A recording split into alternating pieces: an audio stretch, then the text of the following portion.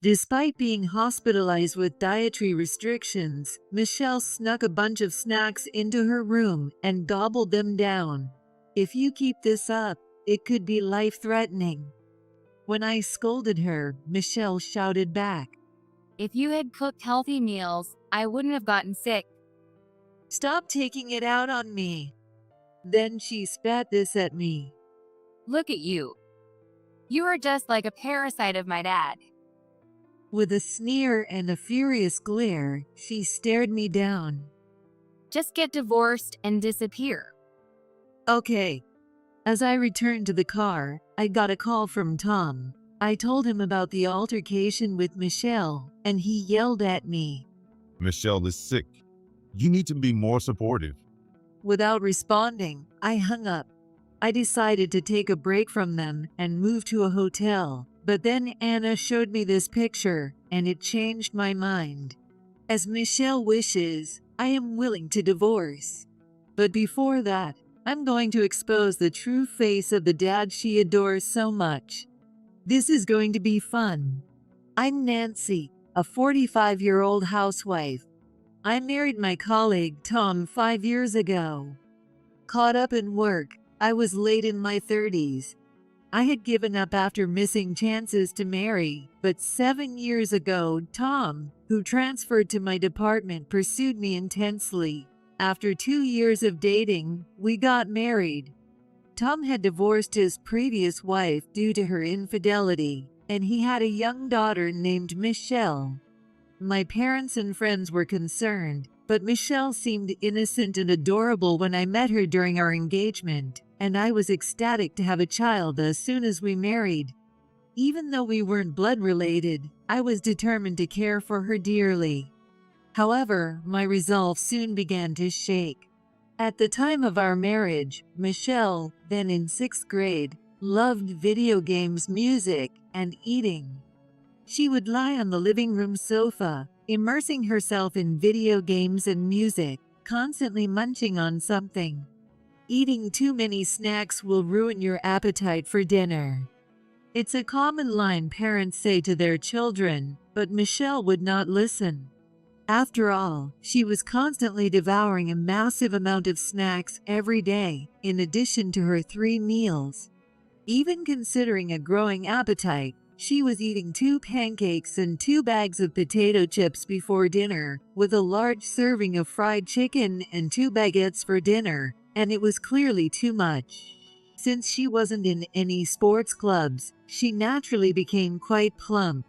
Michelle, I think you're overeating a bit. It's not good for your health, and you tend to leave vegetables and only eat fried foods and meat. When I couldn't stand it anymore and scolded her, she grimaced as if annoyed.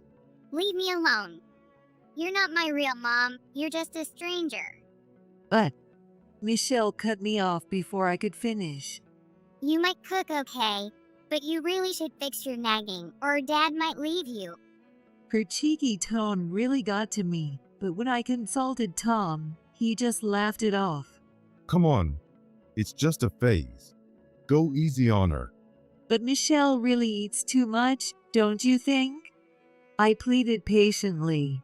I think it's bad for your health to eat so much snacks. You get angry when there's no food at home, so I keep snacks stocked, but you devour them immediately, and you don't like low-calorie options like dried fruits. I used to have a huge appetite as a kid too, but it settled down before I hit 30. Don't worry about it. Tom laughed, looking down at his slim physique. But Tom had been in the basketball team through college. It's not really comparable because the amount of exercise was totally different, but it's hard to get through to Tom when he dotes on Michelle so much. Eventually, as Michelle entered middle school, she started hanging out with her friends who look vulgar. As Michelle started going to band concerts right before tests and not coming home until late at night, she also began piercing her ears with friends and wearing increasingly flashy clothes. Piercing that many holes as a middle schooler, and are you doing it at home too? That's just crazy. I sternly scolded Michelle. You need to pierce them in a sanitary place to avoid the risk of bacterial infection, Nancy's such a worrywart. Tom said leisurely next to a pouting Michelle. It's really not a big deal. Exactly. You might be too timid to do it yourself, but my friends and I aren't scared at all. Michelle boasted, and I felt like holding my head in my hands. That's not the point at all. Guess you're just out of touch with the modern fashion because you're an old lady. Dad gets it, right? Seeking agreement, Tom gave Michelle a forced smile. Of course. Michelle looks cute no matter what she does. That's my dad. You always understand me. Seeing Tom's affectionate face made me want to let them do whatever they want. Despite being a student preparing for exams, Michelle neglected her studies in favor of gaming and music, and predictably panicked before advancing to higher education. She barely made it into the lowest-ranked school in the county, but soon after enrollment, she often felt unwell. Her body felt heavy, tired, and she complained of stomach pains and nausea, even running a slight fever. When we went to the local clinic, they said it was probably stress from school life. At first, I thought so too, but as it happened repeatedly, I suggested Michelle should go to a general hospital. I'm sensitive, you know. I hate injections and tests. Michelle whined, and Tom agreed with her. It's cruel to make her go unnecessarily. Let's just wait and see a little longer. But what if it's a serious illness? Tom and I aren't home during the day. What if something happens to her? Michelle said matter-of-factly. Why don't you just quit your job then? Exactly. If Nancy takes care of Michelle, I'd be able to work with peace of mind. You could rush her to the hospital if needed. I was momentarily at a loss for words. But Michelle is your daughter, Tom? Don't be so cold. She's Nancy's daughter too, isn't she?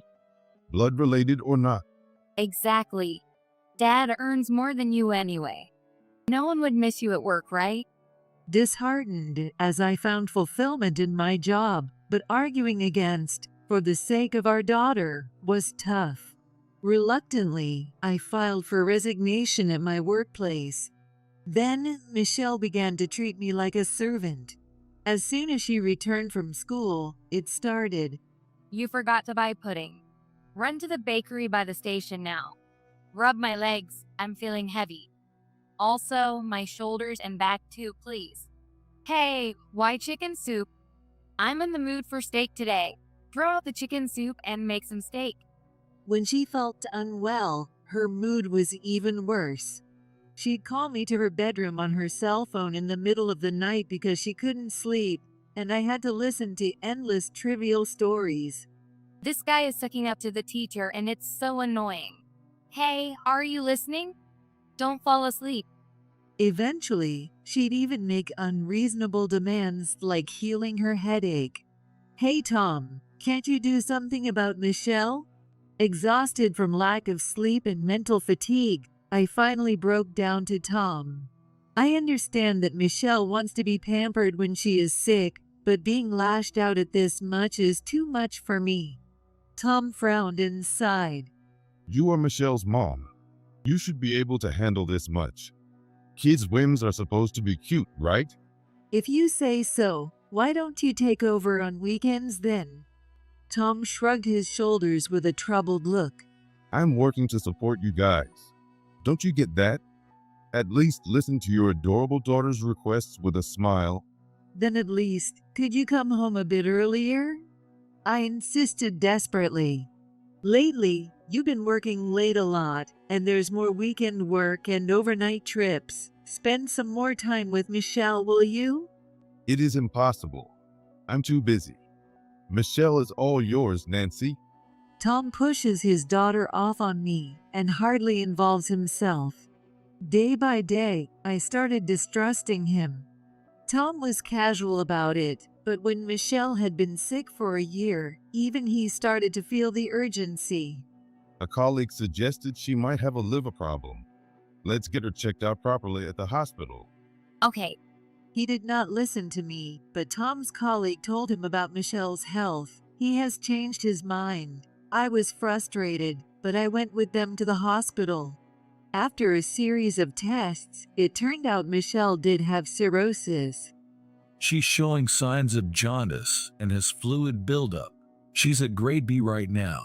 It's not immediately life-threatening, but it has significantly worsened. Why did you let it go this far? I am sorry. Usually Tom and Michelle are carefree, but this time they were somber. It seems she developed cirrhosis from hepatitis C. Can you think of a cause? Like using a piercing gun on yourself without proper sterilization, perhaps? Yes. Michelle gasped.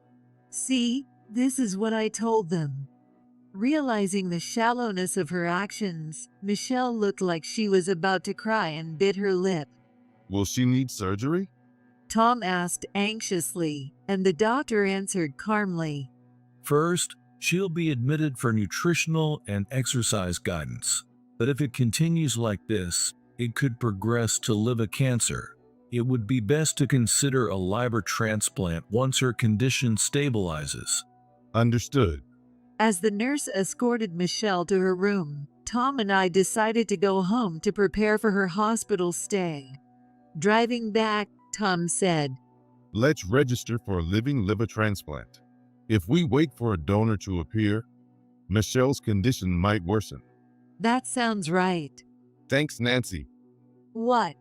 I stared at Tom's profile. You're registering too, right? Nat, I can't handle the pain. I couldn't believe my ears. Donors can have complications like bowel obstruction or duodenal ulcers. It would be bad if it happened to me, right? I'm the breadwinner. But still, is it okay if it's me? I wanted to ask. Don't worry. It's usually not life-threatening. They say the liver regenerates quickly even if a part is cut out. It's no big deal. Tom said with a breezy smile, but I was left feeling uneasy. Yet, I couldn't just sit by and watch Michelle's condition worsen. I was the match from the compatibility tests, so I alone registered as a donor. Now, whenever Michelle's condition improves, my liver can be transplanted to her. Honestly, I was terrified, but blood-related or not, I am her mother. I wanted to be there for her, even just a little. After some time, the hospital clerk contacted us. Michelle's condition had stabilized, and they wanted to schedule the liver transplant surgery. Michelle dislikes me, so if she knew I was the donor, she might refuse. I asked the doctor to keep it a secret. Soon, the surgery date was set, and I went to the hospital for tests. I stopped by Michelle's room on the way out and was stunned. Despite being on a dietary restriction, she had brought a bunch of snack foods from the shop into her room and was devouring them. I lost my temper and scolded her sharply.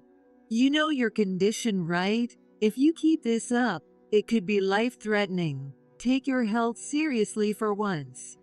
Then Michelle blamed me as she spat out bits of snacks. It's all your fault in the first place. What?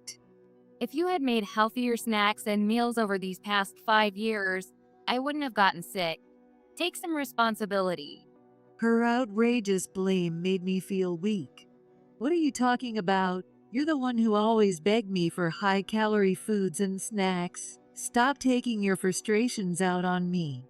I retorted sharply, and Michelle sneered. All you do is order me around. It's so annoying. She said in a low voice, contorting her face in disgust. I don't need you anymore. I don't even want to see you. Acting all high and mighty like Dad's parasite.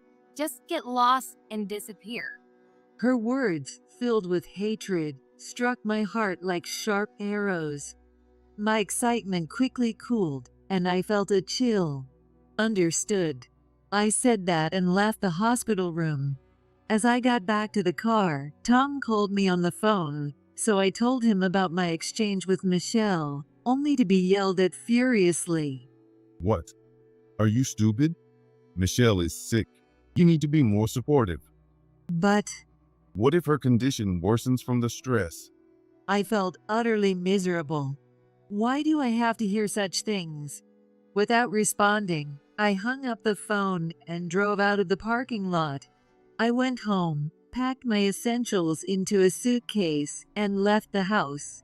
I didn't want to see their faces for a while, so I decided to stay at a hotel. The next day, I met my friend Anna at a cafe to talk about Tom and Michelle. Anna made a grim face. I think. She started to say but paused. After fiddling with her phone for a while, she showed me a picture. I gasped involuntarily. You should really look into this. Yes, thank you.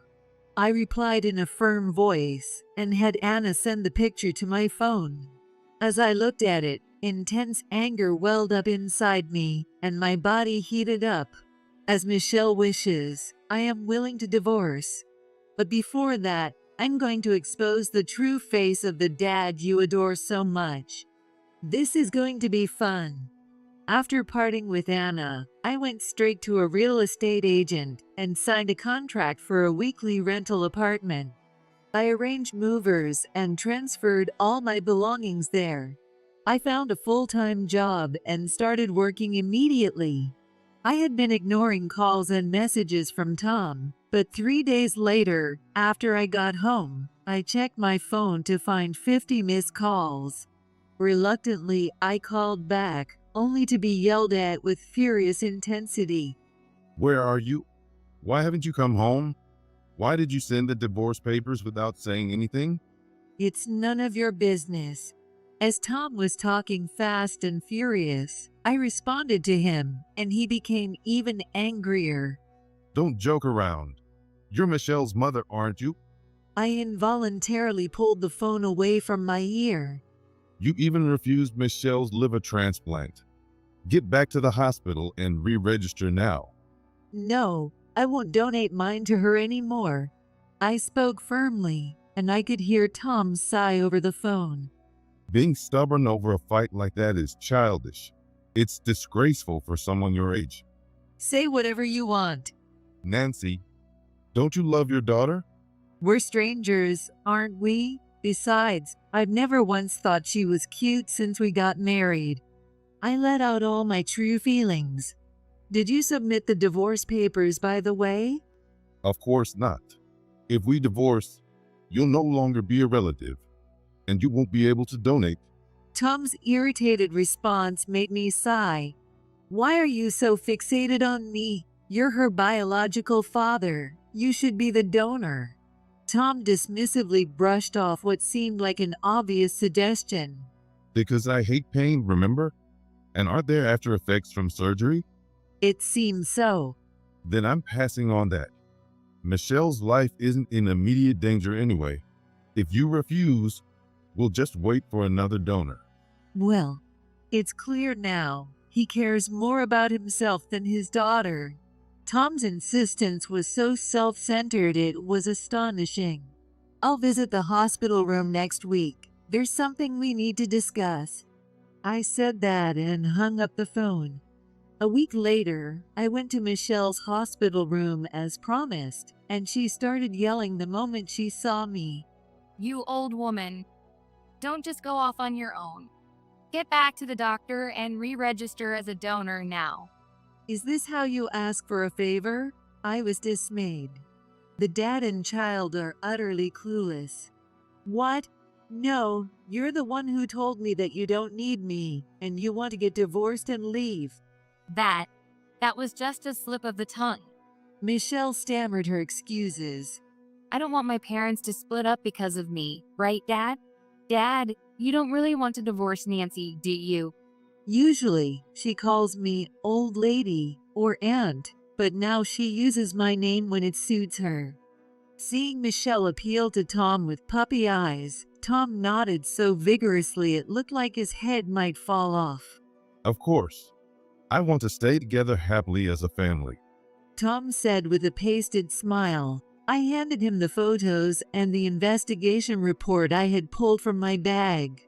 Oh really? But it seems like Michelle has another happy family. Michelle's face turned pale as she peered at the photo. Hey, Michelle, you've been meeting him behind my back? Tom's question was tinged with anger, and Michelle responded hesitantly. Well, Tom slammed the photo down on the hospital room table. In the picture, Michelle was with a plump woman and a slim man in a suit. Obviously, she was enjoying a meal together at a restaurant, and it was likely taken covertly from a nearby table. Another photo showed the three of them beaming as they walked down a major street, hands full of high-end shopping bags. hey, how did you know I was meeting with my mom and her new husband? Having a detective agency investigate me? That's so mean of you. Michelle snapped back, and I explained. When I was cleaning, I went into your room and noticed all those brand bags. You don't even have a job, so where did all that money come from? Just leave me alone. I can't just ignore it. I am your mother after all. I smiled at Michelle and she glared back at me. Also, there were times you'd come home from eating out, reeking of perfume. You said you were out with friends, but I knew that was a lie. I didn't notice at all. As Tom tilted his head, Michelle pursed her lips in response. It was always when I was already home from taking a shower or late on weekends. Oh, is that so? Tom scratched his head and laughed. That's why I felt suspicious multiple times and hired a detective. It turns out you weren't hanging out with bad friends, which is a relief. Mind your own business. Sorry, Dad. I couldn't refuse Mom when she insisted.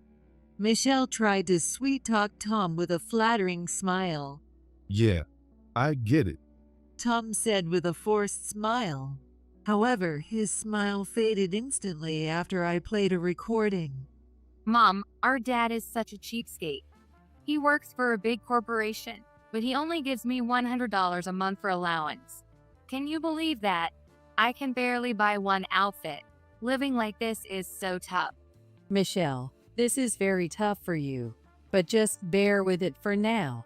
And in the future, you can marry a businessman like my darling. A man's voice joined in with Michelle's mother, speaking in a similarly saccharine tone. Michelle, you should come live with us. I'll buy you anything you want. But then I'd have to move and I wouldn't see my friends anymore. And it'd be sad to leave Dad alone, right? He hardly has any friends. That's so true. You're too kind not to abandon Dad. The three of them laughed uproariously, turning Tom's ears red. Michelle turned pale and curled up on the bed. Michelle, this is pretty bad, Tom finally said after a long silence. After a moment of silence, Tom opened his mouth. You know the reason we divorced was because Mom cheated with him, right? And now you're secretly meeting up with him. His tone was calm, but his eyes were filled with anger, making Michelle flustered. But Mom's new husband is a really nice guy. He buys me everything I want and takes me to fancy restaurants. Honestly, I think Mom made the right choice remarrying him. In her panic, Michelle dug herself deeper. Dad even hates going to conveyor belt sushi, despite working for such a big company. Why don't we have money? It's not like I see Dad gambling. Then Tom's face twisted with anger. Kids shouldn't worry about that. It's probably because you've been eating fancy meals behind my back every month that you ended up with hepatitis C leading to cirrhosis. From now on, meeting them is forbidden. Don't you know? Even if you divorce, children still have the right to see their parents. Michelle retorted stubbornly. I had hoped marrying this woman would mean a better salary and more luxury. But all I got was a meager allowance, no eating out, and more nagging from the old lady. There's no point in staying at home. That's how you were buttering me up during our engagement. One mystery was solved, and I felt relieved. I let out a slight smile, and Timo spoke to Michelle with a smug look. Listen, I'm working my butt off to support you. You think I enjoy doing overtime and business trips? But Dad, I'm saving up for your future. Isn't that more important than living luxuriously now? I stared at Tom as he lectured Michelle. What's up? Tom asked, looking displeased, and I smiled. I talked to your boss the other day. Remember, I used to work in the same department with you, so I know him? What did you talk about? Michelle also listened intently. I mentioned that you've been too busy to be at home much. I asked if there was any way to reduce your overtime, weekend work, and trips. He seemed puzzled. Tom suddenly avoided my gaze. He probably knew what was going to be said next. The boss said, "Our department is actually slow right now. Hardly any overtime or weekend work, and definitely no business trips. Everyone's leaving on time every day. Strange, isn't it?" Then I fiddled with my phone, bringing up an image. I also pulled out several photos and a report from my bag, placing them next to documents about Michelle. "Wow, you're a regular at a bar in the downtown area, going there 4 nights a week after work? No wonder you're home late at night." Michelle's eyes widened as she snatched the report from my hand. As she read through the document, her expression turned demonic. Michelle was holding the documents with her trembling hands, and she read aloud in a low voice. On the weekends, Tom spent at an apartment bought for a 20-year-old woman, staying till morning, occasionally accompanying her to work. Every 2 or 3 months, going on trips. It's like you're living together. Do you even realize your wife and daughter are waiting at home? It's my salary, and I can spend it however I want. Tom retorted, sulking. I am supporting a girl because she was saving for college, so I need to visit often and help increase her salary. Supporting hard-working kids is just what decent people do, right? It's like volunteering. I snorted at Tom's brazenness. "So, this is the same apartment complex as Anna, huh? It seems you've been seen getting cozy in the lobby and shopping at the local supermarket. It's become quite the talk among the residents." As a handsome man and a beautiful woman? "Don't be ridiculous, no." I scoffed at him. "It's actually quite the joke. An old man drooling over a girl young enough to be his daughter. It's embarrassing. It's no wonder I'm beyond angry. I'm astonished you'd stoop so low." Tom's eyes widened in anger. Stop calling it an affair. I genuinely love her. Gross. Michelle blurted out, her face contorting in disgust. Dad, are you serious? Falling for a woman with the same as my age. What's wrong with you? Be quiet. Let me have my love life at least. Tom retorted with a defiant look. He continued passionately, despite the frustration evident on both my and Michelle's faces. She says she wants to marry me after she graduates. Michelle, you will be happier. You're going to have a young and beautiful mom. Tom's mischievous grin elicited a sigh of exasperation from Michelle. Dad, wake up. She's just gold digging. A mom only 3 years older? That's just a joke. I don't care if you approve, Michelle. I'm marrying her anyway. Don't joke around. If you're going to spend money on some woman, at least increase my allowance. Am I less important than her? Michelle yelled at Tom, and he coolly replied, No, Michelle. You're more important. But it seems you could live just fine as long as your liver is healthy. Michelle glared at me sharply. That's right. I don't mind if you get divorced, but give me your liver first. She got off the bed and grabbed my arm with a strength not befitting a sick person, showering me with insults. The liver can regenerate, right? So don't be stingy. Give it to me. You're my mother. At least be useful for once, you idiot. Is this why, after all these 5 years, I've tried my best for you and Dad, I'm now subjected to this kind of extortion? I said, disgusted, and Tom smirked. Scared of the surgery now? Nancy is not only a coward, but a hypocrite. Pathetic. I've mentioned this before, but if that's the case, you should be the one to take the lead and do it yourself. I snapped back, and Michelle defended Tom. Dad was incompatible. It can't be helped, right? Yeah, sorry, Michelle. Tom apologized deeply, assuming a posture of apology. Exasperated, I pressed the play button on my phone app. So, I hate pain, and there might be after effects from surgery. It seems so. Then I pass. If Michelle isn't in immediate danger, we can wait for another donor. Hearing the recording, Michelle looked bewildered. What? That's how your dad really feels. He never even took the compatibility test. If you doubt it, ask the doctor. Michelle awkwardly turned her head to look at Tom.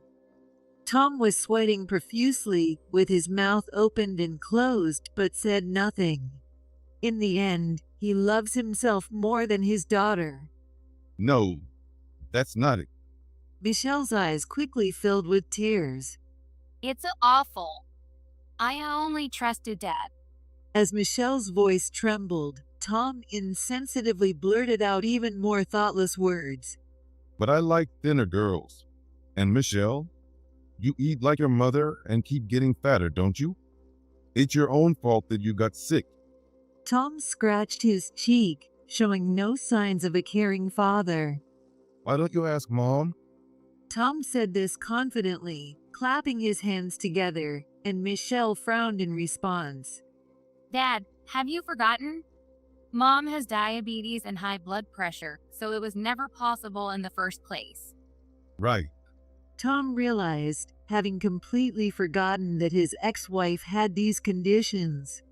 After a moment of looking at each other, Tom and Michelle suddenly knelt on the floor in front of me, looking determined.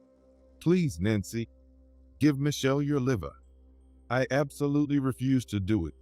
You're our only option. As your daughter, I'm begging you, just say yes. And if you refuse, I'll tell everyone at the hospital that Dad's new partner did something terrible to me. Enough! I shouted down at them. How many times do I have to say it? I will never register as a donor for you again. I won't be treated like a servant, abused, and then have my liver taken too. That's ridiculous. Are you still holding that grudge? You're awful. I was annoyed, so I crouched down, reached under the bed, and grabbed a bag of snack foods. I brushed off Michelle's hand as she tried to take it from me, clutching the snacks as I walked into the hallway. I headed straight for the nurse's station and called out loudly, "Michelle is eating potato chips again." Before I could finish, a nurse rushed over, her face twisted in anger. Michelle, how many times do we have to tell you? With this behavior, even if a donor appears, a transplant would be impossible. I'm sorry. Please, Dad, pay attention. You should act like a father.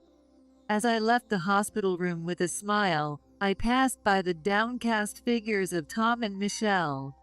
Despite being forbidden by the doctor, Michelle had been secretly eating snacks and drinking sodas other than the hospital meals. Her lab values were so poor due to her overeating that her treatment was prolonged and she had to take a break from school. Nurses had suggested Tom at least undergo donor compatibility testing, but he adamantly refused, which enraged Michelle. He spends money and affection on his mistress, but refuses to help me. I won't rely on Dad anymore. I hate it. We can just wait until a donor appears, right? Is that what a parent says? Unbelievable. The two of them argued daily in the hospital room, completely estranging their relationship. Later, Tom signed and returned the divorce papers I had sent him. I promptly submitted them to the court, and our divorce was finalized. I also received a one-time payment of $10,000 as compensation for his affair with a woman who worked at a bar, which was a relief. However, the real problem was after the divorce.